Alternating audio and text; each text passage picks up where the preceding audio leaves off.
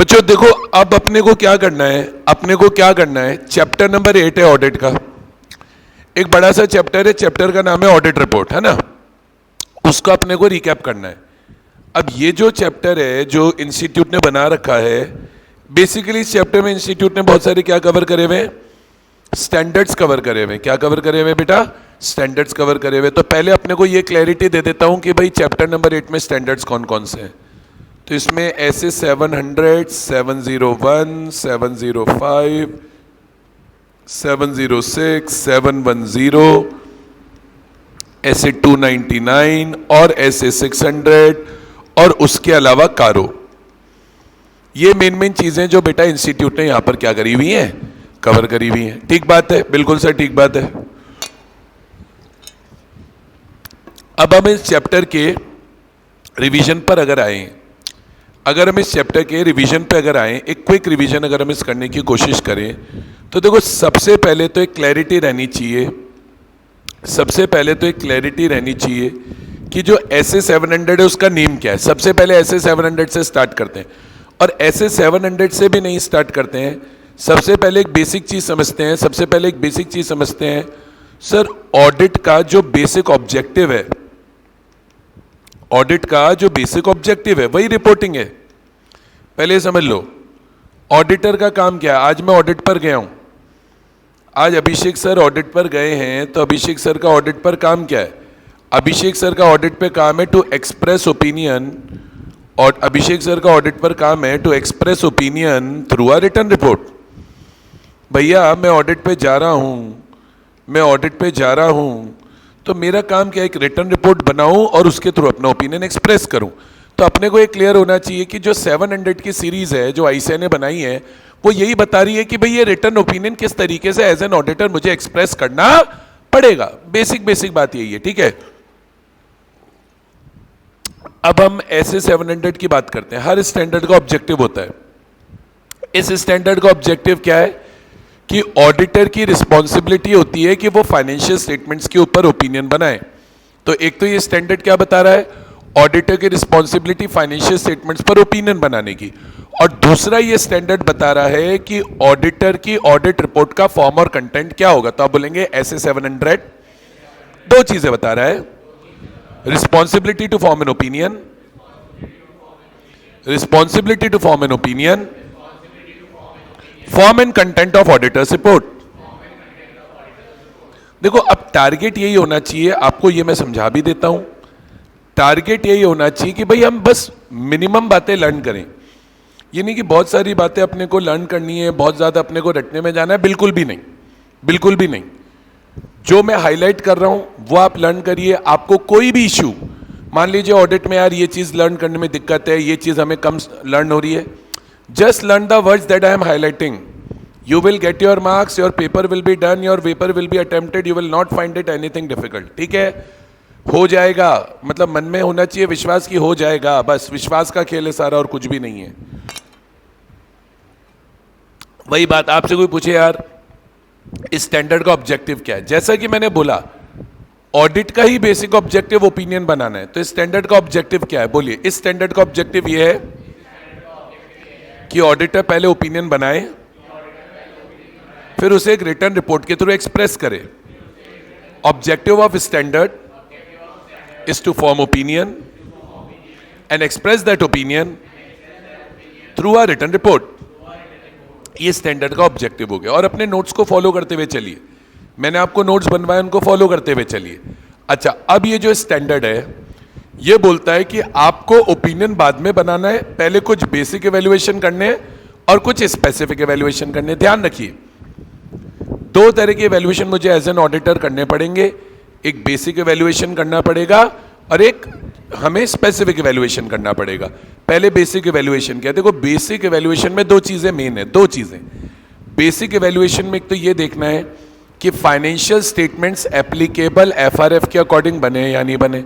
तो आपको सिंपल याद रखना है, auditor will examine whether financial statements are prepared in accordance with requirements of FRF। Auditor will examine whether financial statements are prepared in accordance with applicable FRF. अब देखो ये आ गए basic evaluations, है ना। क्या इनको सेपरेशन कर लो, एक बेसिक है, स्पेसिफिक है। तो बेसिक इवैल्यूएशन क्या है? Auditor will evaluate whether financial statements are prepared in accordance with FRF. Auditor will also evaluate. Auditor will also evaluate qualitative aspects. Auditor will also evaluate qualitative aspect of entities, accounting practices. तो ये दो basic evaluation है। अब इसमें साथ के साथ important mark करते हुए चलते हैं स्टैंडर्ड में क्या क्या है। तो अब ये पॉइंट बहुत ज़्यादा इंपॉर्टेंट है। प्रायोरिटाइज करिए जो मैं इंपॉर्टेंट मार्क कर रहा हूँ। आप जब अपना रिवीजन कर रहे हैं, जब आप चैप्टर कर रहे हैं, प्रायोरिटाइज करिए जो मैं इंपॉर्टेंट मार्क कर रहा हूँ, ठीक है। तो अगर आपसे कोई पूछेगा, क्या पूछेगा सर? अगर आपसे कोई पूछेगा कि स्टैंडर्ड का बेसिक ऑब्जेक्टिव क्या है, आप बोलिए इस स्टैंडर्ड का बेसिक ऑब्जेक्टिव है कि एक तो ऑडिटर इवैल्यूएट करेगा कि फाइनेंशियल स्टेटमेंट एफआरएफ के अकॉर्डिंग बने नहीं बने, और बोलिए qualitative aspect of accounting practices will be evaluated. Qualitative aspect of accounting practice यानी कंपनी की अकाउंटिंग की क्वालिटी कैसी है, अच्छी है, बुरी है, ठीक है, नहीं है, वो ऑडिटर को इवैल्यूएट करना पड़ेगा। तो ऑडिटर को क्या इवैल्यूएट करना पड़ेगा? Qualitative aspect of entities accounting policies. फिर बोल रहा हूं, ऑडिटर को क्या इवैल्यूएट करना पड़ेगा? Qualitative aspect of entities accounting policies. अब क्वालिटेटिव एस्पेक्ट्स में क्या क्या बातें ध्यान रखनी है? ज्यादा नहीं याद रखे, मेन बातें याद रखो। सबसे पहले तो अपने को इसमें सबसे यही याद रखना है कि मैनेजमेंट के जजमेंट इवैल्यूएट करने हैं। देखो मैनेजमेंट क्या होता है, फाइनेंशियल स्टेटमेंट बनाते वक्त नंबर ऑफ एरियाज में जजमेंट लगाता है। तो अपने को देखना है मैनेजमेंट ने जजमेंट सही लगाए हो, मैनेजमेंट बायस नहीं हुआ हो, कहीं मैनेजमेंट में लैक ऑफ न्यूट्रलिटी तो नहीं है। फिर कुछ इंडिकेटर्स है जो ये इंडिकेट करते हैं कि हो सकता है मैनेजमेंट में लैक ऑफ न्यूट्रलिटी हो। कुछ इंडिकेटर्स है जो ये इंडिकेट करते हैं कि हो सकता है मैनेजमेंट में लैक ऑफ न्यूट्रलिटी हो। तो क्वालिटेटिव एस्पेक्ट में देखना क्या है? बोलो auditor will evaluate management judgements. Auditor will evaluate management judgments on various matters. Auditor will evaluate management judgment on various matters. फिर इसमें आपको देखना है auditor will identify factors indicating lack of neutrality of management. अब अपने को ये सारे फैक्टर आने चाहिए जहां मैनेजमेंट में लैक ऑफ न्यूट्रलिटी है। तो इसमें दो तीन बातें मेन है। एक तो management selective correction of misstatement कर रहा है। लाइक मैनेजमेंट ने ऐसी मिसस्टेटमेंट ठीक कर दी जिनसे प्रॉफिट बढ़ रहा था, लेकिन वो वाली मिसस्टेटमेंट ठीक नहीं करी जिनसे प्रॉफिट कम हो रहा था। तो lack of neutrality of management में एक एग्जाम्पल दे सकते हो सेलेक्टिव करेक्शन ऑफ मिसस्टेटमेंट का। एक एग्जाम्पल दे सकते हो सेलेक्टिव करेक्शन ऑफ मिसस्टेटमेंट का। और lack of neutrality of management में दूसरा एग्जांपल दे सकते हो कि मैनेजमेंट ने अकाउंटिंग एस्टिमेट्स बनाते वक्त बायस कर लिया। तो एक एग्जांपल क्या याद रखोगे? Possible bias in making accounting estimates. बोले यार मैनेजमेंट ने ना अकाउंटिंग एस्टिमेट्स बनाते वक्त बायस कर लिया, ये अपने को याद रखना है। उसके बाद कुछ स्पेसिफिक इवैल्यूएशंस आए, तो अपने को याद रखना है ऑडिटर ओपिनियन बनाने से पहले ये स्पेसिफिक इवैल्यूएशन करेगा। ऑडिटर क्या बनाने से पहले? ओपिनियन बनाने से पहले ये स्पेसिफिक इवैल्यूएशन करेगा। अब ये कुछ बेटा क्या हो गए? स्पेसिफिक इवैल्यूएशन हो गए जो एक ऑडिटर को करने पड़ेंगे। क्या बनाने से पहले? ओपिनियन बनाने से पहले। अब कौन से स्पेसिफिक इवैल्यूएशन करने हैं? तो इसमें याद रखिए ऑडिटर को क्या क्या देखना है। Significant accounting policies are disclosed. Accounting policies applicable FRF के अकॉर्डिंग है। Accounting estimates reasonable है। Information reliable है। Financial statements disclose कर रहे हैं। Material transactions and events। Terminology appropriate है। क्या क्या चीजें इवैल्यूएट करनी है? बोलो financial statement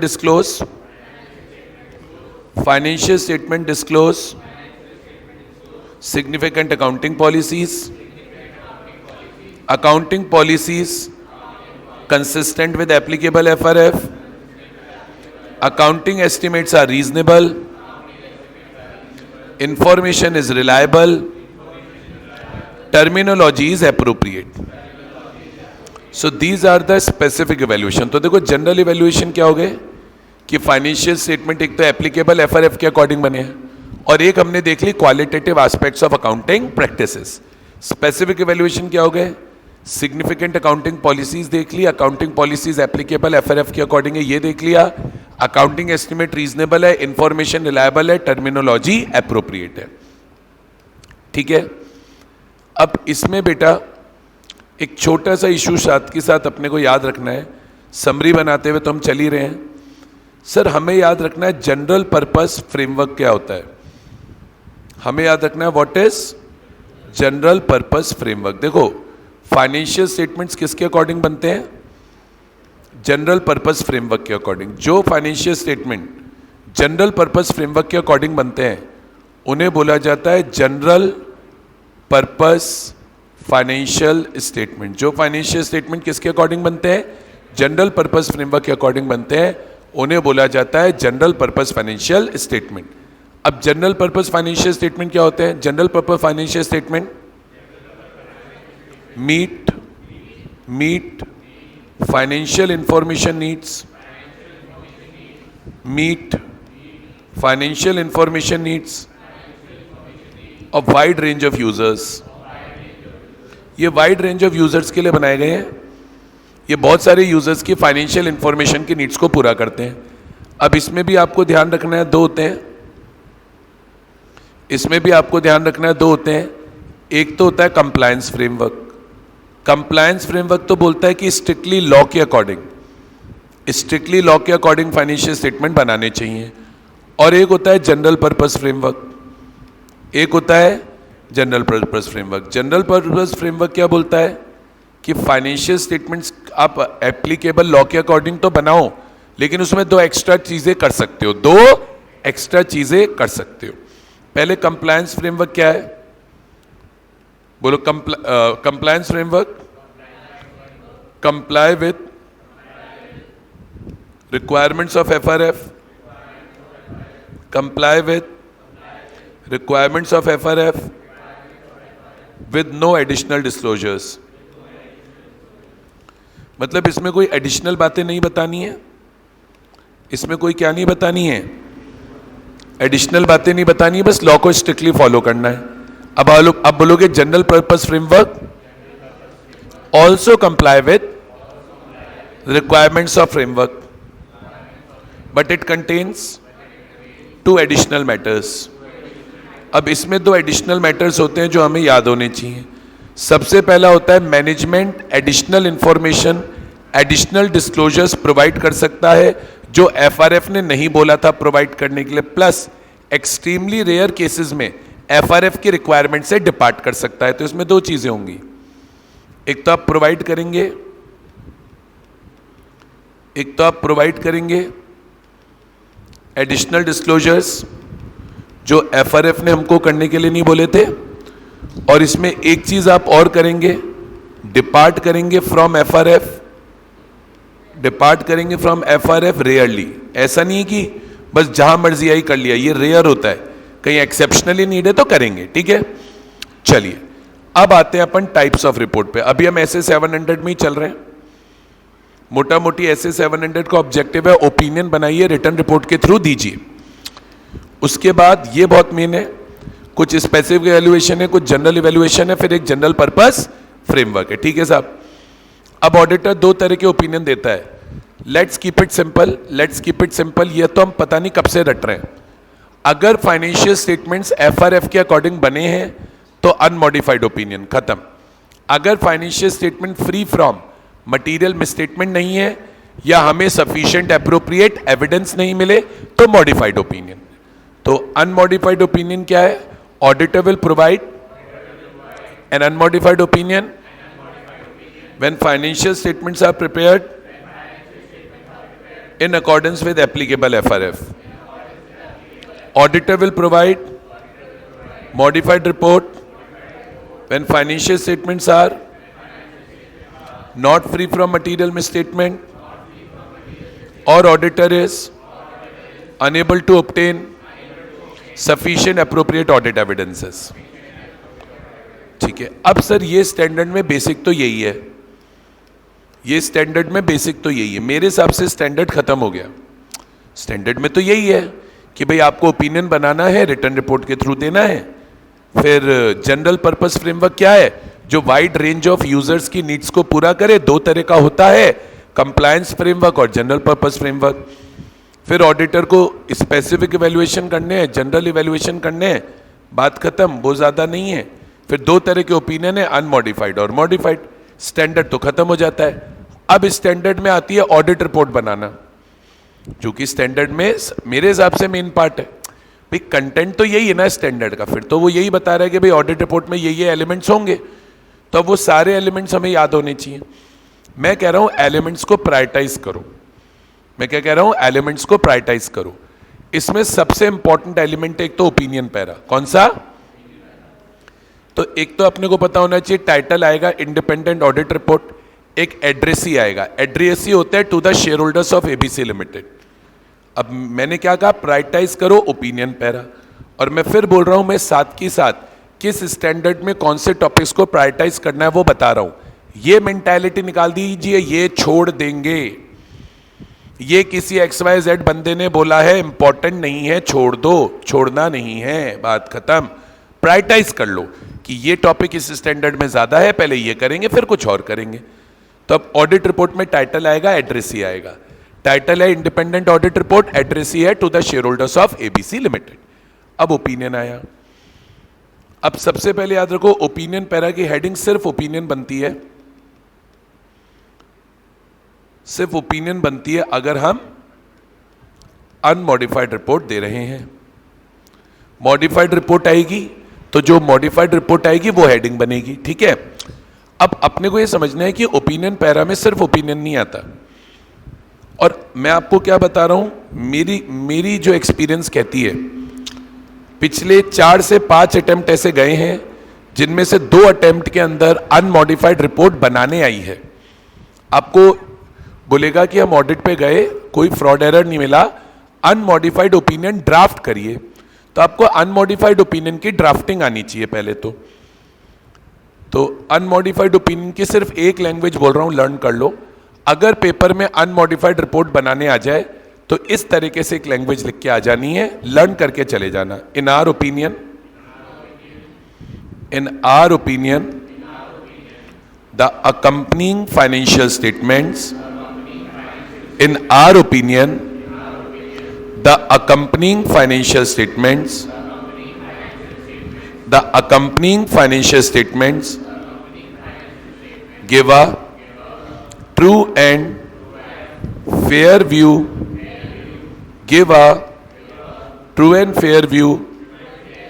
in accordance with applicable FRF। ठीक है, तो ये आपको लर्न कर लेनी है लाइन। इस लाइन को हमको छोड़ के नहीं जाना है। ठीक है, वेरी वेरी इंपॉर्टेंट है। ये जो ICAI ने रेफरेंसर दिया है, रिवीजन रेफरेंसर, अच्छा है, सफिशिएंट नहीं है। हम इसको सफिशिएंट बना देंगे, क्या हो गया, ऐसी क्या बात है। चलिए अब आइए ओपिनियन में। तो ओपिनियन में अपने को सबसे पहले तो ये लर्न करना है, ओपिनियन पैरा में सिर्फ ओपिनियन नहीं दिया जाता, उसके अलावा 6 बातें और बताई जाती हैं। एक तो ओपिनियन पैरा में क्या क्या बताएंगे, एंटिटी का नाम जिसकी ऑडिट कर रहे हैं, ये बात लिखेंगे कि हम ऑडिट कर रहे हैं। एक एक फाइनेंशियल स्टेटमेंट का टाइटल बताएंगे जिसकी ऑडिट हो रही है। रेफर करेंगे नोट्स को कि हमने नोट्स की भी ऑडिट करी है, और पीरियड स्पेसिफाई करेंगे कि कौन से पीरियड की ऑडिट हुई है। तो एक तो ओपिनियन पैरा में लर्न करने के लिए ये वाली बात हो गई। उसके अलावा 5 बातें और हो गई। क्या बताना है, एंटिटी का नाम जिसकी ऑडिट कर रहे हैं, ये बात लिखो कि ऑडिट ही कर रहे हैं, रिव्यू नहीं कर रहे। फाइनेंशियल स्टेटमेंट का नाम बताना है जिसकी ऑडिट कर रहे हैं, नोट्स की भी ऑडिट कर रहे हैं ये भी बताना है, और पीरियड बताना है जिस पीरियड की ऑडिट कर रहे हैं। एंटिटी का नाम बताना है, ऑडिट ही कर रहे हैं ये बताना है, फाइनेंशियल स्टेटमेंट का नेम बताना है, नोट्स भी बताने हैं, नोट्स भी बताने हैं कि हाँ भैया हमने नोट्स की भी ऑडिट करी है, तो एंटिटी का नाम बताना है, ऑडिट कर रहे हैं ये बताना है, नोट्स बताने हैं, और फाइनेंशियल स्टेटमेंट में पीरियड क्या कवर्ड है ये बताना है। बोलो आया कि नहीं आया? अरे आया कि नहीं आया? तो अपने को क्या क्या बताना है बताओ, क्या क्या बताना है? पिनाटा बताना है। क्या बताना है? पिनाटा बताना है। किसी को पता है पिनाटा क्या होता है? नहीं पता है। एक बैलून होता है, उसको फोड़ते हैं तो उससे चॉकलेट निकलती है। तो इंस्टीट्यूट में, हाँ तुम्हें नहीं पता पिनाटा? अरे तुम तो बहुत जल्दी बड़े हो गए। चलो कोई बात नहीं, हाँ उसमें ऐसे होता है, गुब्बारा फुला देते हैं, फिर नीचे ना छोटे छोटे बच्चों को खड़ा कर देते हैं, बोले इसको फोड़ो, फिर बच्चे मिलके फोड़ते हैं। बचपन से वही करते हैं, फिर उनको बचपन से ही मार पिटाई सिखाई जाती है। ठीक है आओ, मैंने ऐसा नहीं बोला है, गेम का नाम है। तो फाइनेंशियल स्टेटमेंट में ओपिनियन पैरा में क्या आएगा? पिनाटा आएगा। बोले पीरियड आएगा, बहुत बढ़िया। आइडेंटिफाई कर दो वो एंटिटी जिसकी ऑडिट कर रहे हो, बहुत बढ़िया। बोले refer to the notes, notes की भी बात कर दो जिसकी अपन ऑडिट कर रहे हैं, बहुत बढ़िया। और बोले फाइनेंशियल स्टेटमेंट का टाइटल बता दो, और सबसे जरूरी ये बता दो कि ऑडिट ही कर रहे हैं। सबसे जरूरी ये बता दो कि ऑडिट ही कर रहे हैं। बोलो आया कि नहीं आया?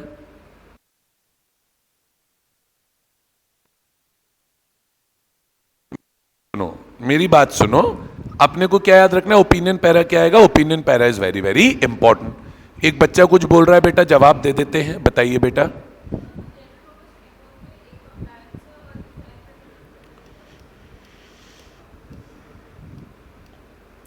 बेटा ये हल्का सा करेक्शन कर रहा हूं, एक कंप्लायंस फ्रेमवर्क होता है, एक फेयर प्रेजेंटेशन फ्रेमवर्क होता है ना? एक फेयर प्रेजेंटेशन फ्रेमवर्क होता है, वो सेम चीज दो बार लिखी गई, थोड़ा सा करेक्शन है। चलिए आगे बढ़ते हैं, आगे बढ़ते हैं। तो मैंने आपको बताया ऑडिट रिपोर्ट में एक तो ओपिनियन आ जाता है, जी सर आ जाता है सर। अच्छा, ओपिनियन के बाद बेसिस फॉर ओपिनियन भी इंपॉर्टेंट है। देखो बेसिस फॉर ओपिनियन में भी अगेन पहले तो याद रखो इसकी हेडिंग क्या बननी है। इसकी हेडिंग बेसिस फॉर ओपिनियन ही बननी है। अब बेसिस फॉर ओपिनियन में रीजन बताया जाता है, बेसिस फॉर ओपिनियन में रीजन बताया जाता है कि हमने जो ओपिनियन दिया उसके पीछे का रीजन क्या है। ठीक है, अब बेसिस फॉर ओपिनियन में अगर आप अनमॉडिफाइड रिपोर्ट दे रहे हो तो तीन चार बातें बतानी है। एक तो ये बताना है कि ऑडिट ही हुई है, एक तो ये बताना है कि ऑडिट ही हुई है, एक ऑडिट रिपोर्ट का सेक्शन रेफर करना है जिस सेक्शन में ऑडिटर की रिस्पॉन्सिबिलिटी बताई गई है। मतलब उस जगह को बता दो जिस जगह पे ऑडिटर की रिस्पॉन्सिबिलिटी लिखी हुई है। एक अपने को यह बताना है कि हमने ऑडिट को इंडिपेंडेंटली किया है और एथिकल रिक्वायरमेंट्स के अकॉर्डिंग किया है, और एक ये बताना है कि हमने सफिशिएंट एप्रोप्रिएट एविडेंस लिए। क्या क्या बताना है? एक तो ये बताना है कि ऑडिट ऐसे के अकॉर्डिंग हुई है, एक बताना है सेक्शन ऑफ ऑडिट रिपोर्ट जहां पे ऑडिटर की रिस्पॉन्सिबिलिटी बताई गई है, एक ये बताना है कि हमने अपना काम इंडिपेंडेंटली किया है, और एक ये बताना है कि हमने sufficient and appropriate audit evidences ले लिए हैं। समझ गए क्या सिस? क्या क्या सिस है इसमें बताओ, क्या क्या है बताओ, बोलो क्या क्या आया?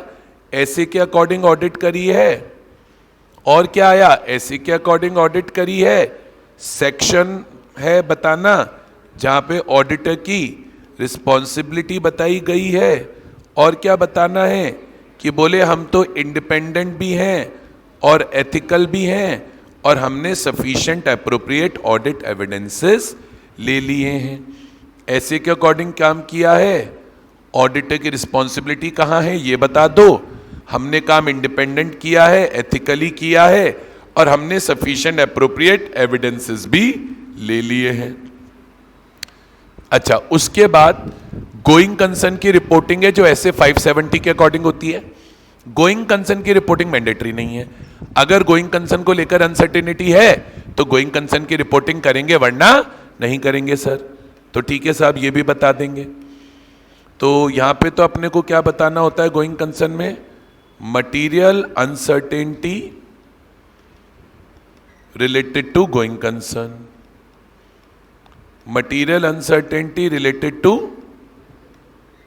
Going concern. ठीक है, अच्छा, अब इसमें इंपॉर्टेंट मैंने क्या क्या कर दिया, बेसिस फॉर ओपिनियन को अपने को इंपॉर्टेंट रखना है और अपने को ओपिनियन को भी इंपॉर्टेंट रखना है।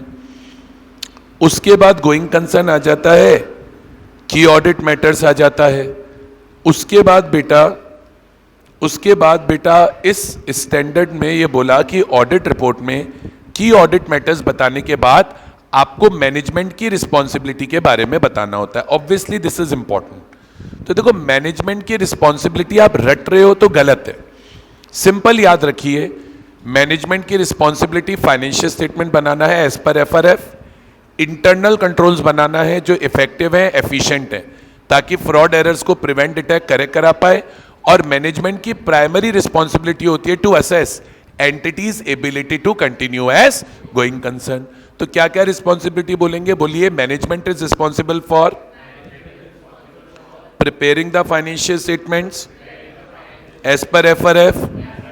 Management is responsible for such internal controls which ensure that financial statements are free from material misstatement. Management will assess entity's ability to continue as going concern. And please use your knowledge. Elaborate these points according to your knowledge. You need not ratify. हमने इतनी audit पढ़ी है कि इन point पे आप, आपकी भाषा में बोल रहा हूं, चेप सकते हो तो चेपो। समझ गए? आइए, अब आती है, बोले हमें मैनेजमेंट की रिस्पॉन्सिबिलिटी तो बता दी है, अब आपको ऑडिटर की रिस्पॉन्सिबिलिटी भी बतानी है। ऑडिटर की रिस्पॉन्सिबिलिटी में मैं आपको सबसे पहले एक चीज बताता हूं, ऑडिटर की रिस्पॉन्सिबिलिटी की लोकेशन कहां होगी ऑडिट रिपोर्ट में। यह एक बहुत इंपॉर्टेंट क्वेश्चन है पेपर के लिए। क्या इंपॉर्टेंट क्वेश्चन है? ऑडिटर की रिपोर्ट की लोकेशन। देखो, अब मैं एक चीज बताता हूं, ऑडिटर की रिस्पॉन्सिबिलिटी आप मत लर्न करो, कोई दिक्कत नहीं है। पूरी ऑडिट ही ऑडिटर की रिस्पॉन्सिबिलिटी है। जितनी ऑडिट याद आए ऑडिट की समरी बना के लिखाना, 5 में से 3 कहीं नहीं गए, मैं लिख देता हूं। क्या मेरी रिस्पॉन्सिबिलिटी है? रीजनेबल एश्योरेंस देना कि financial statement free from material misstatement है। गारंटी नहीं दूंगा, एब्सोल्यूट एश्योरेंस नहीं दूंगा, क्योंकि मेरी इनहेरेंट लिमिटेशन है। मैं भी असेस करूंगा कि एंटिटी गोइंग कंसर्न है कि नहीं है। मेरी रिस्पॉन्सिबिलिटी स्टैंडर्ड के अकॉर्डिंग काम करना है। मेरी भी रिस्पॉन्सिबिलिटी है एंटिटी की ability to continue as going concern assess करना। यही है ऑडिटर की रिस्पॉन्सिबिलिटी। मेरी की रिस्पॉन्सिबिलिटी अकाउंटिंग एस्टिमेट चेक करना, लॉ एंड रेगुलेशन से कंप्लायंस चेक करना, अकाउंटिंग पॉलिसी चेक करना। जनरल लिख सकते हो, बट लोकेशन बहुत इंपॉर्टेंट है। सर, ऑडिटर की जो रिस्पॉन्सिबिलिटीज हैं ऑडिट रिपोर्ट में 3 तरीके से बताई जा सकती हैं। तो या तो ऑडिट रिपोर्ट की मेन बॉडी के साथ बता दो, या ऑडिट रिपोर्ट के साथ एक अटैचमेंट लगा दो, अटैचमेंट यानी अपेंडिक्स लगा दो, और अलग से उसमें रिस्पॉन्सिबिलिटी बता दो। और अगर ऑडिटर की रिस्पॉन्सिबिलिटी लॉ के अंदर डिस्क्राइब्ड है तो उस वेबसाइट का एड्रेस दे दो जहां पे जाके वो लॉ पढ़ा जा सकता है, जहां पे ऑडिटर की रिस्पॉन्सिबिलिटी डिस्क्राइब्ड है। तो देखो, लोकेशन ऑफ ऑडिटर रिस्पॉन्सिबिलिटी मेरे हिसाब से बड़ा इंपॉर्टेंट है। लोकेशन ऑफ ऑडिटर रिस्पॉन्सिबिलिटी या तो बॉडी ऑफ ऑडिट रिपोर्ट में बता दो, या फिर अपेंडिक्स टू ऑडिट रिपोर्ट में बता दो। अगर ऑडिटर की रिस्पॉन्सिबिलिटी लॉ में डिस्क्राइब्ड है, वेयर लॉ रेगुलेशन ऑडिटर की रिस्पॉन्सिबिलिटी बता रहा है, तो वेबसाइट ऑफ एप्रोप्रिएट अथॉरिटी बता दो, जैसे कि एमसीए की वेबसाइट, जहां पर ऑडिटर की रिस्पॉन्सिबिलिटी बताई गई है। बाकी जनरल में ऑडिटर की रिस्पॉन्सिबिलिटी होती क्या है, बोलते हुए चलो।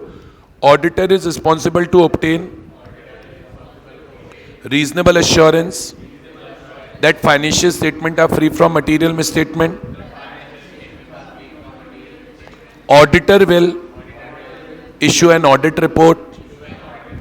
Auditor's assurance is not a guarantee that financial statements are free from fraud and error due to inherent limitations.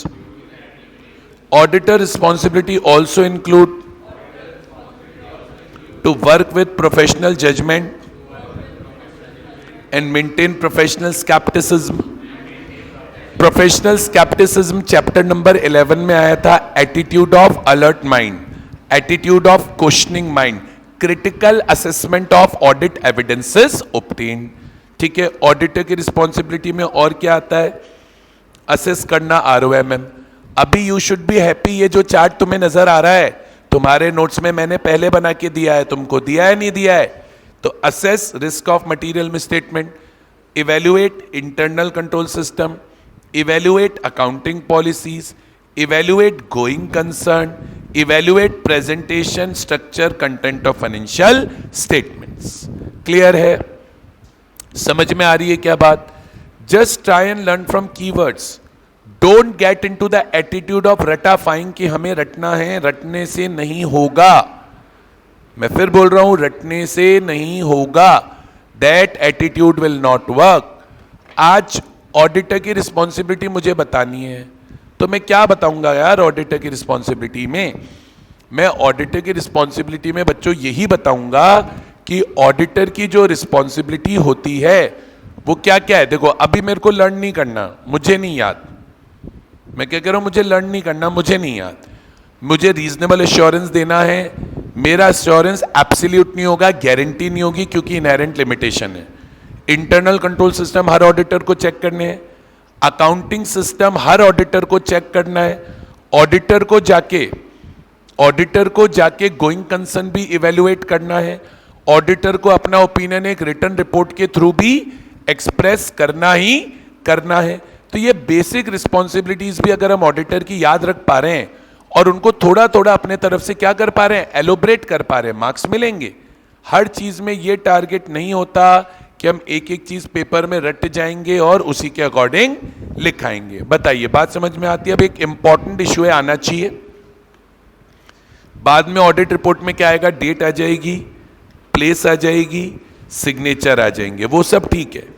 Signature आएगी, प्लेस आएगी, डेट आएगी, ठीक है। इसमें डेट में थोड़ा सा याद रखना है एक छोटा सा पॉइंट, कि जब तक सफिशिएंट एप्रोप्रिएट एविडेंस नहीं मिलेंगे तब तक ऑडिट रिपोर्ट को डेट नहीं करना है। बस डेट में इतना ही याद रखना है कि जब तक सफिशिएंट एप्रोप्रिएट एविडेंस नहीं मिलेंगे ऑडिट रिपोर्ट को डेट नहीं करना है। बोलो, audit report shall not be dated before obtaining sufficient and appropriate evidences। अब इसमें एक बात इंपॉर्टेंट है, I am expecting a short note very soon. Unique document identification number. Auditor की रिपोर्ट जब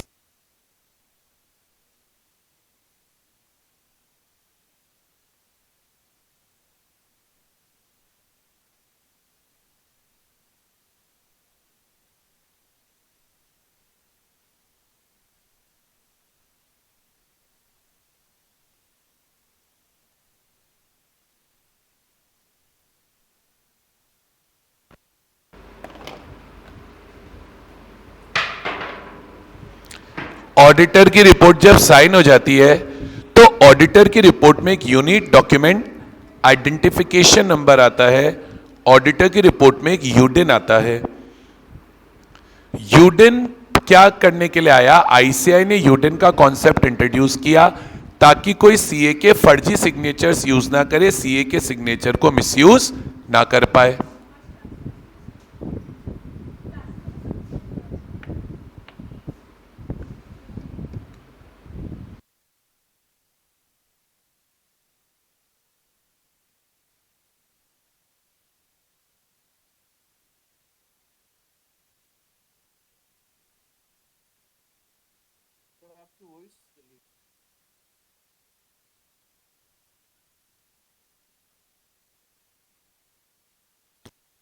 बेटा 1 मिनट आपको देना होगा मुझे।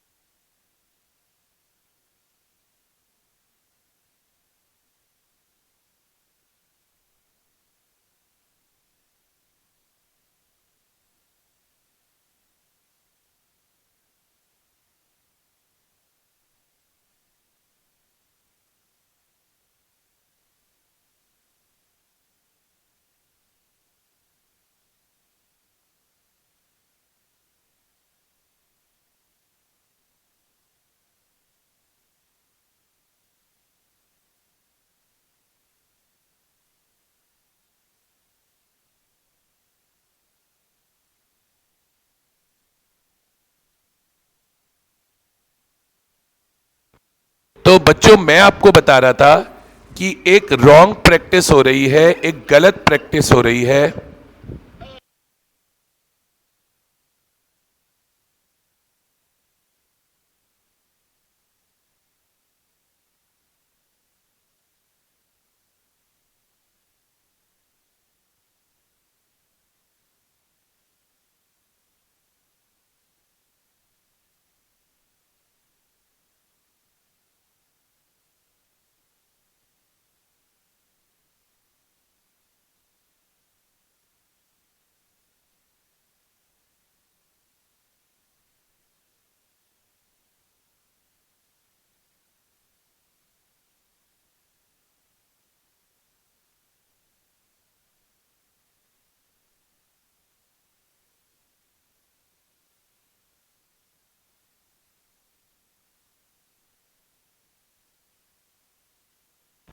मैं आपको क्या बोल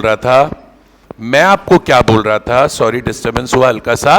मैं आपको बोल रहा था कि एक रॉन्ग प्रैक्टिस हो रही थी। क्या रॉन्ग प्रैक्टिस हो रही थी कि डॉक्यूमेंट्स पे फर्जी सिग्नेचर हो जाते थे। तो आईसीआई ने एक ऑनलाइन ऑथेंटिकेशन का सिस्टम इंट्रोड्यूस किया जिसे बोला गया UDIN.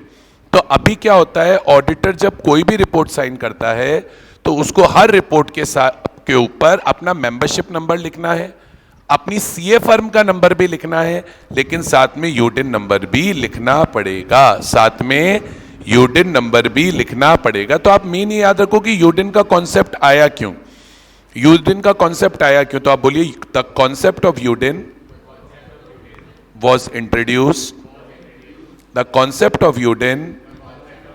was introduced to curb the malpractice of CA signatures being forged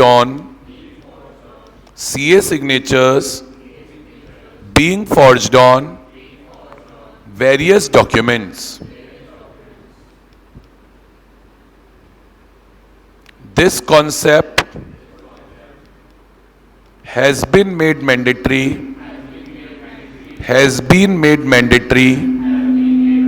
This concept has been made mandatory with effect from 1st Feb 19 for all reports and certificates.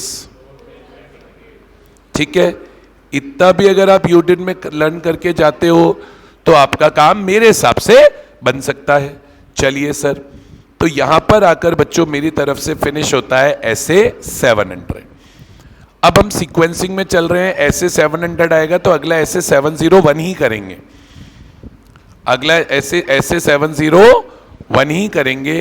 अच्छा, अब ऐसे 701 हमने पढ़ा। ऐसे 701 क्या था, की ऑडिट मैटर्स का। देखो बहुत टू द पॉइंट बातें याद रखनी है। सबसे पहले की ऑडिट मैटर क्या है, पहले ऐसे का नाम क्या है। अभी हमने पहले ऐसे कौन सा किया, ऐसे 700। ऐसे 700 क्या था, फॉर्मिंग एन ओपिनियन, बोलो ना, ऐसे 700 क्या था, फॉर्मिंग एन ओपिनियन।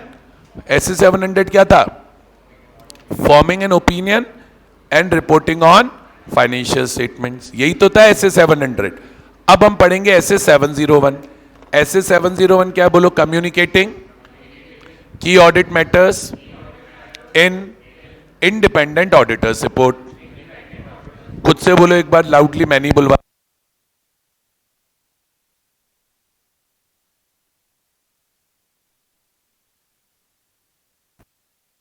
तो हमने ऐसे का नाम बोल लिया, ऐसे 701 कम्युनिकेटिंग की audit matters in independent auditor's report. सवाल उठता है की ऑडिट मैटर क्या है। सिंपल है, ऑडिटर ऑडिट के दौरान जितने भी मैटर्स मैनेजमेंट और टीसीडब्ल्यूजी को कम्युनिकेट किया हुआ है, ऑडिटर ऑडिट के दौरान जितने भी मैटर्स मैनेजमेंट और टीसीडब्ल्यूजी को कम्युनिकेट किया हुआ है, उनमें से जो मोस्ट सिग्निफिकेंट मैटर्स हैं उन्हें की ऑडिट मैटर बोला जाता है।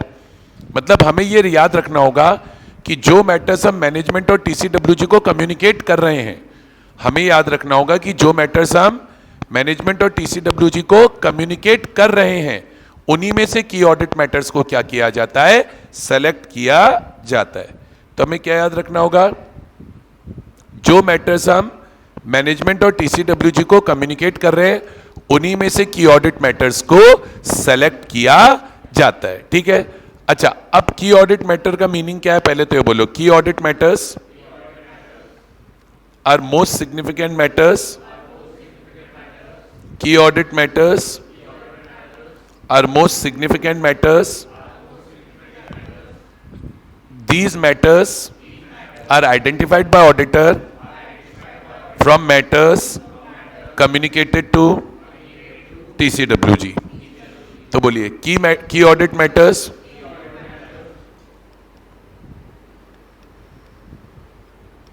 की audit matters refers to those matters that in auditor's professional judgment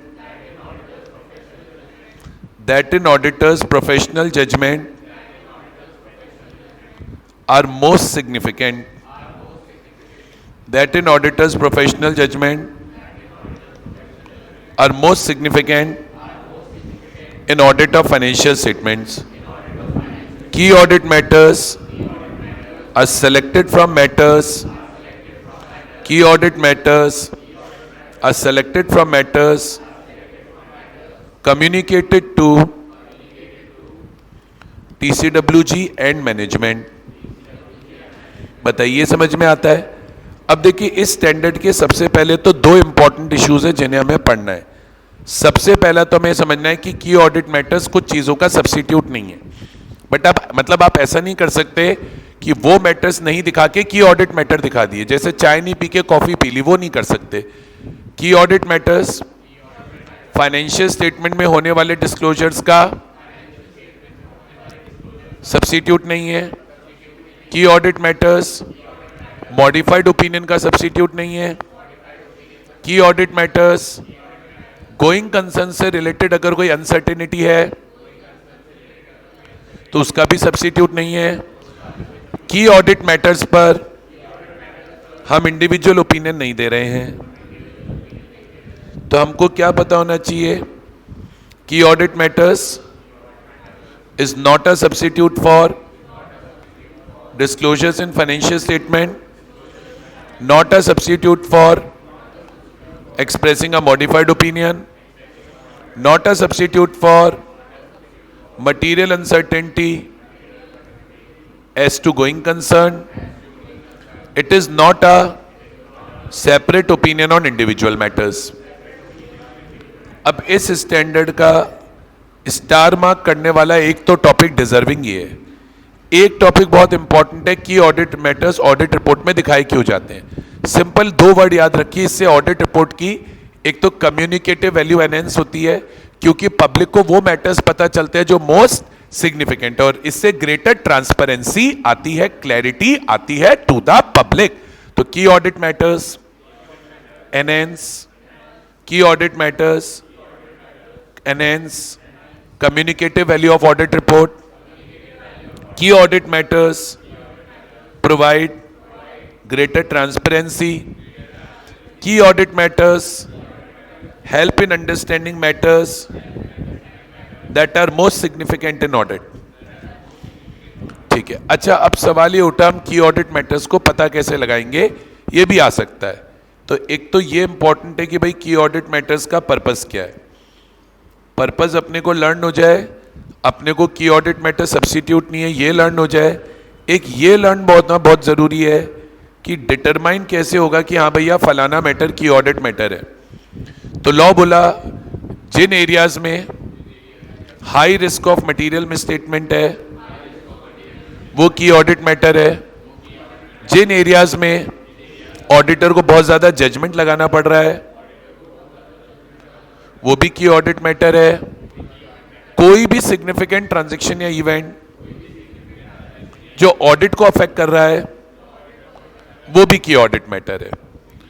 मेरे हिसाब से स्टैंडर्ड के अंदर ये 3 स्टैंडर्ड इशू हैं, ये आप अच्छे से करके जाइए, मुझे लगता है आपका काम बन जाएगा, मुझे लगता है आपका काम बन जाएगा। एक चीज और याद रखना, की ऑडिट मैटर्स ऑडिट रिपोर्ट में आते कैसे हैं। तो की ऑडिट मैटर्स का ऑडिट रिपोर्ट में सेपरेट पैराग्राफ आएगा जिसकी हेडिंग होगी की ऑडिट मैटर, और उसमें जितने भी की ऑडिट मैटर्स दिखाओगे उन्हें की हर एक की आपको सब हेडिंग बनानी पड़ेगी। और एक बात याद रखना, की ऑडिट मैटर्स में एक इंट्रोडक्टरी पैरा लिखोगे जिसमें दो बातें बताओगे। एक तो ये कि की audit matters most significant matters है, और एक ये कि हमने की ऑडिट मैटर्स पे कोई इंडिविजुअल ओपिनियन नहीं दिया है, ये हमारी ओवरऑल ऑडिट का पार्ट है। तो मैनर ऑफ डिस्क्लोजर, इसमें क्वेश्चन ऐसे आ सकता है मैनर ऑफ डिस्क्लोजर कि भैया की ऑडिट मैटर्स का ऑडिट रिपोर्ट में मैनर ऑफ डिस्क्लोजर क्या है। तो आप क्या बोलोगे, ईच की audit matter will be disclosed under sub heading in the separate section key audit matters। तो इसमें मैं चाहूंगा आप याद रखो introductory para of key audit matters, introductory para of key audit matters will state that key audit matters are most significant matters and auditor do not provide separate opinion on individual matters। बस इतना अगर आपने standard में learn कर लिया आपका काम हो जाएगा, छोड़ना ही नहीं है यार। अभी हमको लगता है अरे बड़ा सा स्टैंडर्ड है कैसे करें, मेरे हिसाब से ये स्टैंडर्ड एग्जाम में 10 मिनट में लर्न होना चाहिए। मीनिंग याद करो, पर्पस याद करो, की ऑडिट मैटर कैसे डिटरमाइन होते हैं, सब्स्टिट्यूट नहीं है, मैनर ऑफ डिस्क्लोजर खत्म। और उसमें भी बस उतना जितने मैंने आपको कीवर्ड्स मार्क कराए हैं, ज़्यादा हाय तौबा मचाने की ज़रूरत नहीं है। मैं फिर बता रहा हूँ, ज़्यादा हाय तौबा मचाने की ज़रूरत नहीं है। मैं फिर बता रहा हूँ, let me B very very clear in this regard, ठीक है। अगर मैं बोल रहा हूँ कि ये सफिशिएंट है, मतलब ये सफिशिएंट है, बस एंड ऑफ डिस्कशन। अगला आता है ऐसे 705। अभी अभी हमने पढ़ा ऑडिटर मॉडिफाइड रिपोर्ट कब देता है, तो उसी का स्टैंडर्ड है। 2 बार 3 बार स्टैंडर्ड का नाम बोलेंगे। SA 705 modification to opinion in independent auditor's report. फिर बोल रहा हूं, SA 705 modification to opinion in independent auditor's report. तो हमारा ऐसे 705 हो गया। अब सबसे पहले अपने को ये पता होना चाहिए मॉडिफाइड रिपोर्ट कब कब आती है। Let us be very very clear, don't रटाफाई। अगर फाइनेंशियल स्टेटमेंट, अभी भी पढ़ा है हमने, अगर financial statement free from material misstatement नहीं है, मॉडिफाइड रिपोर्ट दे दो। अब unable to obtain sufficient appropriate audit evidence हो गए, मॉडिफाइड रिपोर्ट दे दो, बात खत्म। आ रही है बात समझ में। अब 3 तरह की मॉडिफाइड रिपोर्ट होती है। कौन कौन सी होती है देखो, इस चार्ट से ही बनाएंगे और आप अपनी लैंग्वेज में लिखाओ, बस टर्मिनोलॉजी याद रखना। मिसस्टेटमेंट मिली जो मटेरियल एंड परवेजिव दोनों हैं, तो हमें देनी है एडवर्स रिपोर्ट। मिसस्टेटमेंट मिली जो मटेरियल है लेकिन परवेजिव नहीं है, तो हमें देनी है क्वालिफाइड रिपोर्ट, बात खत्म। सफिशिएंट एप्रोप्रिएट एविडेंस नहीं मिले जिन